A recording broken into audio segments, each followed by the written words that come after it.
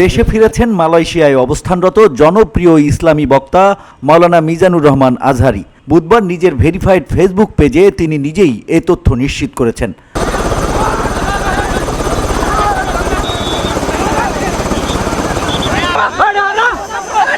সন্ধ্যা 6:30টার পরে দেয়া ওই পোস্টে আজহারী বলেন, আলহামদুলিল্লাহ, সালামতে প্রিয় মাতৃভূমিতে এসে পৌঁছলাম। পরম করুণাময় এই প্রত্যাবর্তনকে বরকতময় করুন। আলাদা পোস্টে মিজানুর রহমান আজহারীর মামা মোশাররফ হোসেন বিমানবন্দরে তাকে ফুল দিয়ে শুভেচ্ছার ছবি পোস্ট করেন। তিনি বলেন, আলহামদুলিল্লাহ, আমাদের প্রিয় রাহবার এখন প্রিয় মাতৃভূমি বাংলাদেশে। এর আগে গত 6 আগস্ট শিগগিরই দেশে ফিরছেন বলে জানিয়েছিলেন মাওলানা মিজানুর রহমান আজহারী। নিজের ভেরিফাইড ফেসবুক পেজে ওই ভিডিও বার্তায় তিনি বলেন, অনেকে আমাকে মেসেজ করে ও ব্যক্তিগতভাবে ফোন করে জানতে চেয়েছেন আমি কবে দেশে ফিরব।